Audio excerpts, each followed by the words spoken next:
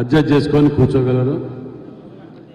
సర్లమ్మ corporator కూడా ఇటు పిలవరాలు కొంచెం వాళ్ళని, కొంచెం అటు జరిగి ఇటు పిలవండి.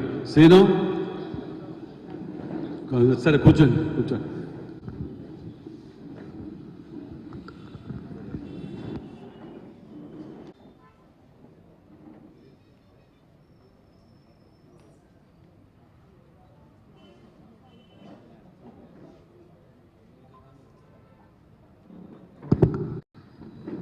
అందరికీ నమస్కారం. అందరికీ తెలిసిందే, నూతనంగా మొన్న వారం రోజుల కింద కూడా ఈ 66 మున్సిపల్ నియమించడం జరిగింది. అసలు గవర్నమెంట్ వచ్చినాక ఫస్ట్ అకామిడేట్ చేసింది వీరినే, కాబట్టి వారిని కూడా విషయాలు మాట్లాడవలసిందిగా కోరుచు. అందరికీ నమస్కారాలు తెలియజేసుకుంటూ అందరికీ కూడా నమస్కారం. అలాగే ఈ సమావేశానికి ముఖ్య అతిథిలాగా ఉన్న మన ఎమ్మెల్యే గారు వరంగల్ వెస్ట్ నాయన్ రాజేందర్ రెడ్డి అన్న గారికి, అలాగే Warangal party president Congress party president Errabelli స్వర్ణ మేడం గారికి, ఇతరులతో లాస్ట్ దశకు వచ్చాము. ఇన్ని రోజులు మాతో ప్రయాణించిన ప్రతి ఒక్కరికి కూడా నా ప్రత్యేక ధన్యవాదాలు తెలియజేసుకుంటున్నాను. ప్రతి కాంగ్రెస్ కార్యకర్త నుంచి మొదలుకొంటే సర్పంచులు, మాజీ సర్పంచులు, ఎంపీటీసీలు, జెడ్పీటీసీలు, ప్రతి ఒక్కరు, కార్పొరేటర్స్, కౌన్సిలర్స్, మండల అధ్యక్షులు అందరూ కూడా, ప్లస్ మన నియోజకవర్గ ఎమ్మెల్యేలు అందరూ కూడా తామే అభ్యర్థులై తామే ఎలక్షన్స్లో నిలబడుతున్నట్టు నాకు సహకరించారు. ఇంత ఎండాకాలంలో కూడా కష్టపడ్డారు నా కోసం అహర్నిశలు. అయితే ప్రజలందరూ కూడా పేదల పక్షాన ఉండే పార్టీ కాంగ్రెస్ పార్టీ అని, మొన్న ఏ విధంగా అయితే రాష్ట్రంలో కాంగ్రెస్ పార్టీని గెలిపించుకొని కాంగ్రెస్ ప్రభుత్వం ఏర్పాటు చేసుకున్నారో, అదేవిధంగా కేంద్రంలో కూడా రాహుల్ గాంధీని ప్రధానమంత్రిని చేసుకోవాలన్న ఉద్దేశంలో ప్రజలున్నారు. ఎందుకంటే వాళ్ళకి ఇందిరమ్మ రాజ్యం రావాలి. ఈ గత 10 ఏళ్ళుగా రాష్ట్రంలో ఉన్న బీఆర్ఎస్ కానీ ఇటు కేంద్రంలో ఉన్న బీజేపీ కానీ మాకేం చేసి పెట్టలేదు. ఇప్పుడు ఏదైతే ఉన్న 6 గ్యారంటీలు, 5 న్యాయాలు కేవలం కాంగ్రెస్ పార్టీ వల్లే సాధ్యమవుతుంది అన్న నమ్మకంతో వాళ్ళు ఉన్నారు. మాకు అడుగుతున్నా కూడా నీరాజనం పలికారు. అదేవిధంగా ఒక మహిళగా 35 ఏళ్ళ తర్వాత మహిళకు అవకాశం వచ్చిందని చెప్పి ఆ విధంగా కూడా నన్ను ఆడబిడ్డగా, తమ బిడ్డగా నన్ను ఆదరించారు. నేను లోక్సభ పరిధిలో ఉన్న, వరంగల్ లోక్సభ పరిధిలో ఉన్న ప్రజలందరికీ తెలియజేస్తే ఏమనగా అంటే, నేను ఒక దళిత డాక్టర్ని, మహిళని మీ ముందుకు వస్తున్నాను డాక్టర్ బిఆర్ అంబేద్కర్ వారసురాలుగా, మరియు రేవంత్ రెడ్డి గారి నాయకత్వంలో పనిచేయడానికి, అటు రాహుల్ గాంధీ గారి ప్రభుత్వంలో కూడా ఒక సైనికురాలుగా పనిచేయడానికి, మన వరంగల్ని సమగ్రంగా అభివృద్ధి చేసుకోవాలి అన్న దిశగా ఇక్కడున్న సమస్యలపైన కూడా సంపూర్ణ అవగాహన కలిగి ఉన్నాను. కాబట్టి అన్నిటి మీద మనము అందరం కూడా కలిసి సమస్యలను పరిష్కరించే దిశగా వరంగల్ని అభివృద్ధి చేసుకోవాలన్న పట్టుదలతో ప్రతి ఒక్క కాంగ్రెస్ ఎమ్మెల్యే ఉన్నారు. కాంగ్రెస్ నుంచి ఉన్న మన సీఎం గారు కూడా అదే మాటగా మొన్న ఉన్న 3 బహిరంగ సభల్లో అదే మాట చెప్పడం జరిగింది. కాబట్టి నేను విజ్ఞప్తి చేస్తుంది ఏంటంటే, ఒక ఉన్నత విద్యావంతురాలిగా, ఒక మహిళగా, మహిళల సమస్యలు అత్యధికంగా తెలుసు కాబట్టి మహిళల సపోర్ట్ ఉండాలని, ఇక్కడ అత్యధికంగా మహిళా ఓటర్ల శాతం ఎక్కువ ఉంది వరంగల్ లోక్సభ పరిధిలో. కాబట్టి వాళ్ళందరూ కూడా నాకు అండదండగా ఉండాలని, అందరూ కూడా యువత అయిన తర్వాత మిగతా ప్రజానికాన్ని అందరికీ కూడా నేను కోరుకునేది ఏంటంటే, కడియం కావ్య కూడా నీతి నిజాయితీగా పనిచేసి మీకు ఎల్లప్పుడూ అందుబాటులో ఉంటూ మీ కష్టసుఖాలలో పాల్పంచుకుంటూ వరంగల్ని గొప్పగా అభివృద్ధి చేసుకునే దిశగా ప్రయత్నిస్తాను అని మీ అందరికీ తెలియజేస్తూ, నన్ను ఖచ్చితంగా లోక్సభకి పంపించి మీ ఆశీర్వాదం నా మీద ఉంచాలి, మీకు సేవ చేసుకునే అదృష్టం నాకు కల్పించాలని కోరుకుంటూ సెలవు తీసుకుంటున్నాను. అదేవిధంగా ఇక్కడ ఇంకో ముఖ్యమైన విషయం ఏంటంటే, బీఆర్ఎస్ బీజేపీ ఒకటే. ఏ విధంగా అయితే బీజేపీ మా అభ్యర్థి అంతకుముందు ఓడిపోయాడు, ఆయన మీద అనేక ఆరోపణలు ఉన్నాయని చెప్పి ఉన్నా కూడా రంగు మార్చుకొని పార్టీ మారి మళ్ళీ మన ముందుకు వస్తున్నాడు. కాబట్టి బీఆర్ఎస్ కూడా వాళ్ళకే వత్తాసు పలుకుతుంది. వాళ్ళ కారణాలు వాళ్ళకు ఉన్నాయి. కాబట్టి ఎట్టి పరిస్థితులలో బీఆర్ఎస్కి బీజేపీకి ఓటేయొద్దు, కాంగ్రెస్ పార్టీకి ఓటేసి అటు రాహుల్ గాంధీ గారిని ప్రధానమంత్రిని చేసుకోవాలి, ఇక్కడ కడియం కావ్యాన్ని కూడా ఎంపీగా చేసుకోవాలి, అక్కడ కేంద్రంలో మన కాంగ్రెస్ జెండా ఎగిరే విధంగా మీరందరూ ఆశీర్వదించాలని కోరుకుంటూ సెలవు తీసుకుంటున్నాను. జై కాంగ్రెస్. నమస్కారం. ఇవాళ ప్రచారం చివరి రోజులో భాగంగా పార్టీకి అహర్నిశలు కష్టపడి కాంగ్రెస్ పార్టీ కార్యకర్తలు, నాయకులు, కుటుంబ సభ్యులు అందరికీ కూడా నిజంగా ఇన్ని రోజులు రాత్రి పగలు ఏ అవసరం ఉన్నా కష్టపడి పనిచేసిన వీళ్లకు, మరియు ఈ కష్టాన్ని గుర్తించి రాసిన ప్రజలకు తీసుకువెళ్ళిన మీడియా ద్వారా తీసుకుపోయిన మీడియా, ఎలక్ట్రానిక్ ప్రింట్ మీడియా సోదరులకు నిజంగా కూడా ప్రత్యేక ధన్యవాదాలు తెలియజేస్తున్నాను. మరి మీ ద్వారా ఈ చివరి రోజు జిల్లా ప్రజలకు ప్రత్యేకంగా విజ్ఞప్తి చేస్తున్నా, అప్పీల్ చేస్తున్నా. గతంలో 10 ఏళ్ల పాలన చూడండి, ఈ 4 నెలల పాలన చూడండి. మేము ఇన్ని 4 నెలల్లో 2 నెలలు, 1 నెల అసెంబ్లీ, 1 నెల కోడ్తోటే పోయింది. 2 నెలల్లో మేము ఎన్ని తీసుకురావాలో అన్ని స్కీములు చేస్తే 2 నెలల్లోనే ఇంకా ఏమీ చేయలేదని రోడ్డు మీదకి ఎక్కి బట్టలు చింపుకొని గొగ్గులు పెడుతున్న హరీష్ రావు, బీజేపీకి తొత్తులుగా వ్యవహరిస్తున్న వీళ్ళు తప్పుదారి పట్టించే విధంగా 10 ఏళ్ళు చేసి కేజీ టు పీజీ కానివ్వండి, నిరుద్యోగ భృతి కానివ్వండి, ఇవన్నీ ఏవి కూడా ఎలక్షన్ మేనిఫెస్టోలో పెట్టినా ఇంప్లిమెంట్ చేయలేని దద్దమ్మలు ఇలా రోడ్డు మీదకి వచ్చి మైకులు పట్టుకొని మాట్లాడుతా అంటే సిగ్గనిపిస్తుంది. వీటన్నిటిని కూడా ప్రజలు తప్పకుండా గుర్తిస్తారని చెప్పి నేను ఆశిస్తున్నా. ఎందుకు చెప్తున్నానంటే, మీరు వరంగల్ జిల్లా, ఉమ్మడి జిల్లాలో వేసే ప్రతి ఓటు వరంగల్ జిల్లా అభివృద్ధి గురించి పోబోతున్నటువంటి ఓటు. గతంలో వేసిన 10 ఏళ్ళు వేసిన ఓట్లు అన్నీ కూడా భయానికి ముఖ్యమంత్రి గారి దగ్గర అపాయింట్మెంట్ తీసుకోవటానికే 6 నెలలు పట్టేది, వీళ్ళు అడిగి తెచ్చుకునేది కాదు. మరి ముఖ్యమంత్రి గారు ఈ నెలలో 2 సార్లు సభలు పెడితే కూడా 2 సభలలో వరంగల్ జిల్లాకి ఇస్తున్నటువంటి వరాలు అంతా ఇంత కాదు. మరి రేపు అందరం ఇక్కడ ఎమ్మెల్యేలం కానీ ఏది కానీ మళ్ళా మేము ఎలక్షన్స్ అయిపోయాక వీరు పోయి మొన్న ఇచ్చిన మాట గురించి ఏమైందన్నా మాకు కావాలి కదా అని చెప్పి అడగాలంటే, మేము ముఖం చూపించుకోవాలంటే కూడా మీ అందరి ఆశీర్వాదాలు, మీ అందరి ఓట్లతోటి అత్యధిక మెజార్టీతోటి కడియం కావ్య గారిని గెలిపిస్తే మేము అక్కడ కూర్చొని గర్వంగా తలెత్తుకొని, అన్నా నడి చౌరస్తాల నడి సభల మాట ఇచ్చినావు, ఇవి మాకు కావాలి అని చెప్పి మేము ఇదిగా గర్వంగా అడగగలుగుతాం. దీన్ని గుర్తుంచుకోండి, మీరందరూ కూడా, ప్రజలందరూ గుర్తుంచుకోండి. నిజంగా కూడా 4 నెలల్లో మీరు చూస్తున్నారు పట్టణాన్ని ఎన్ని నిధులు తీసుకురావాలనో, వీళ్ళు 10 ఏళ్లలో నిధులు తీసుకొచ్చినాం. దాన్ని ఏ విధంగా ముందుకు తీసుకుపోవాలనే దాని మీద ఒక ప్రణాళిక ప్రకారం ఒక విజన్ పెట్టుకొని ఎమ్మెల్యేలందరూ కలిసికట్టుగా కడియం కావ్య గారిని ఎలక్షన్లు రావటం వల్ల, ఇప్పుడు పార్లమెంట్ ఎలక్షన్ రావటం వల్ల దాని దృష్టిలో వాళ్ళు రావటంతో మేము అడగటంతో ఇన్ని వరాలు ఇవ్వటం జరిగింది. అతను ఎవరు బయటికి పంపాడు, బాబో బయటికి పంపాడు, అతన్ని అటు పంపాడు, ఎవరైనా. అయితే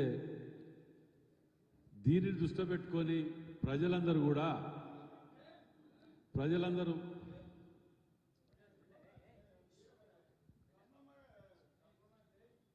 సరే, ఓకే, వెరీ గుడ్. ఆడ కూర్చోమని చెప్పు.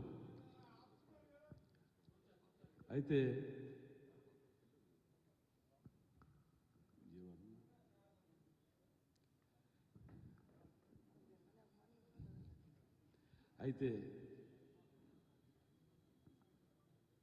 మీ అందరి ద్వారా మరొకసారి విజ్ఞప్తి ప్రజలకు, ఈసారి మన కోసం, మన జిల్లా కోసం, ఎవరి కోసమో కాకుండా మన కోసం, మన జిల్లా కోసం, మన జిల్లా అభివృద్ధి గురించి ఓటేసి మీరు నిలబెట్టుకోండి. మేము అభివృద్ధి కనుక చెయ్యకపోతే మా జీవితంలో మళ్ళీ మేము ఓటు కూడా అడగమని చెప్పంత గర్వంగా మీ ద్వారా విజ్ఞప్తి చేస్తున్నాయి. అలా వరంగల్ జిల్లా ప్రజలకు మమ్మల్ని నమ్మండి. ఇన్నిసార్లు ఇంతమందిని నమ్మిండ్రు, ఇన్నిసార్లు ఇంతమంది వాళ్ళని అసమర్థులు అనాలన్నా, దద్దమ్మలు అనాలన్నా, దుర్మార్గులు అనాలన్నా అర్థం కానీ నాకైతే అర్థం కావట్లే. ఎందుకంటే 10 ఏళ్ళు వరంగల్ జిల్లాని సర్వనాశనం చేసిన పదే గతంలో ప్రతిపక్షంలో ఉన్నప్పుడు నోరు కొట్టుకున్నా ఇవాళ పాలక పక్షానికి వచ్చినాక కూడా కడుపు మంటతోటి ఇవాళని మీ ముందు పెడుతున్నా. ఇలా వరంగల్ జిల్లా ఏ స్థాయికి దిగజారిపోయిందో, కరీంనగర్, ఖమ్మం వీటన్నిటికంటే వెనుకబడిపోయింది అనేది మనందరం చూసినాం. ఈ దుర్మార్గుల వలన ఇవాళ దిగజారిపోయింది. దాన్ని పునర్నిర్మాణం, కొత్త హరమకొండ, కొత్త వరంగల్ జిల్లాని రాబోయే రోజులలో చూడబోతున్నామని నేను ఖచ్చితంగా, ఇంత కఠినంగా నేను చెప్తున్నానంటే వరంగల్ జిల్లా ప్రజలు అర్థం చేసుకుంటారు అనుకుంటున్నాను. ఎందుకంటే మేము నిస్వార్థంగా, మేము పుట్టి పెరిగిన వరంగల్ హనుమకొండ జిల్లాకు మా జీవితానికి ఒక పేరు మిగిలిపోవాలనే ఉద్దేశంతో ఇవాళ ఆ తాపత్రయంతో మేము ఒకటి కొత్త వరంగల్ జిల్లాని రూపుదిద్దడానికి కలిసికట్టుగా మేము పనిచేస్తున్నాం. కాబట్టి మీరందరూ కూడా డాక్టర్ కడియం కావ్యాన్ని ఆశీర్వదించండి. మేము ఇంత కఠినమైన నిర్ణయం తీసుకొని ఇలా మీ ముందు, మీడియా సోదరుల ముందు మేము మాట్లాడుతున్నామంటే అది ఆశామాష విషయం కాదు. అందులో వాళ్ళు ఎవరన్నా ఏ రోజైనా మేము ఇది చేస్తాం లేకపోతే ఓటు అడగమని చెప్పి ఎన్నడన్నా ఒక్క మాట మాట్లాడినరా? ఎందుకంటే ఇవాళ ఉన్నది రేపు వారికి ఉండదు, ఇవాళ ఉన్నది రేపు ఉండదు. కాబట్టి మీరందరూ కూడా దయచేసి వరంగల్ జిల్లా ప్రజలు కడియం కావ్య చెల్లెమ్మని ఆశీర్వదించమని కోరుతూ, మీడియా సోదరులకు ఇన్ని రోజులు మమ్మల్ని మేము చేసిన మంచి పనులని మీ ద్వారా ప్రజల్లోకి తీసుకుపోయింది. మీ అందరి ఆశీర్వాదాలు కూడా కడియం కావ్య గారికి కావాలి. ఎందుకంటే నిజాన్ని నేను మొన్న కూడా గతంలో ఒకసారి చెప్పిన, అంబేద్కర్ గారు చెప్పిన ముచ్చటని, నిజాన్ని ఎప్పుడూ లైవ్లో ఉంచండి, లేకపోతే ఈ దుర్మార్గులు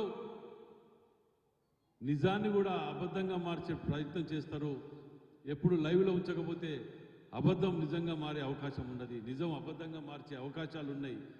కాబట్టి వీటన్నిటిని కూడా మీరు దృష్టిలో పెట్టుకొని నిజాలని మేము నిజంగా కూడా ఈ 4 రోజులలో మేము చేసిన అభివృద్ధిని ప్రజల ముందు ఉంచమని మీ ద్వారా కోరుతూ సెలవు తీసుకుంటున్నాం. Thank you.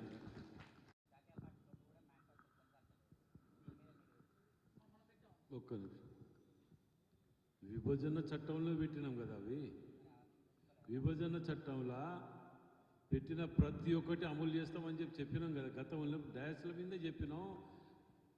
పార్లమెంట్ సాక్షిగా దాన్ని రాసినటువంటి ఇది రాసినాం కదా. అది ఏదేది కోచ్ ఫ్యాక్టరీ కానివ్వండి, బయ్యారం గనులు కానీ, ఈ ట్రైబల్ యూనివర్సిటీ కానీ, మొన్న ల్యాండ్స్ ఇచ్చిందని మొదలుపెట్టింది ఇది ఈ మధ్య కాలంలో. అది ఇవన్నీ కాకుండా గతంలో అలా పొందుపరిచిన ప్రతి ఒక్కటి అమలు చేస్తామని చెప్పడం జరిగింది. అలా దానికి కూడా మన ఏది ప్రత్యేక హోదా ఇస్తానికి కూడా పెట్టింది కదా ఆంధ్రాకు.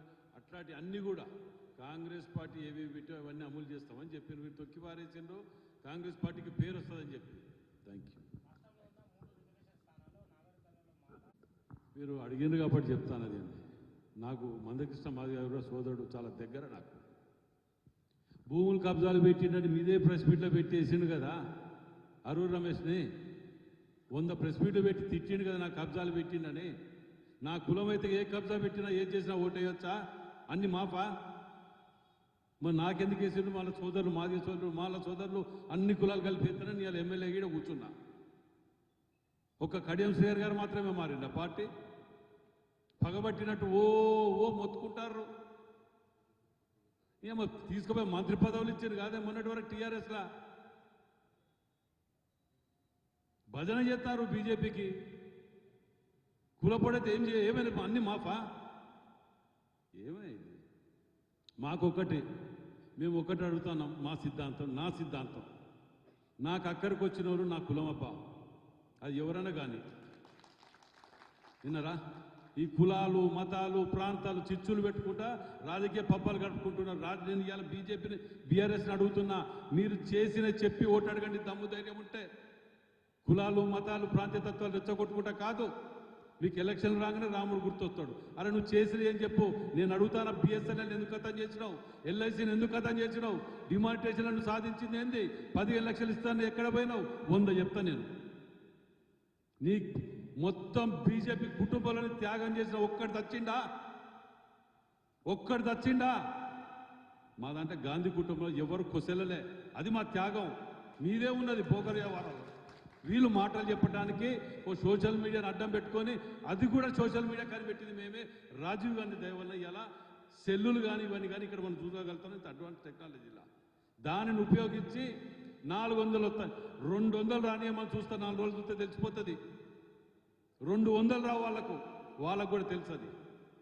దాన్ని అడ్డం పెట్టుకొని కులాలు మతాలు పొద్దుగాలు చెప్తే నువ్వు ఏం చేసినావు చెప్పు. నువ్వు 10 ఏళ్ళు ఉన్నావు వరంగల్ జిల్లాలో. ఇలా బీజేపీ నాయకులు ఓటు అడిగే ప్రతి ఒక్కరు చెప్తానా, ముక్కు నేలకు రాయాల మీరు. ఇలా 10 ఏళ్ళ నుండి వరంగల్ జిల్లాకి ఏం చేసి చెప్పండి. కురులింకులు పోతుంటే మొన్న కాజీపేటలో తరలిపోతుంటే నేను అమరనాథ దీక్ష చేస్తా బిడ్డ కనుక పోతే అని మేము అధికారులను కలిసి హెచ్చరిస్తే ఇవాళ అవి ఆగినాయి. అవి కూడా ఆపని దద్దమ్మలు మీకు ఓటు ఏ లెక్కలు అడగాలి. ఎవరన్నారు?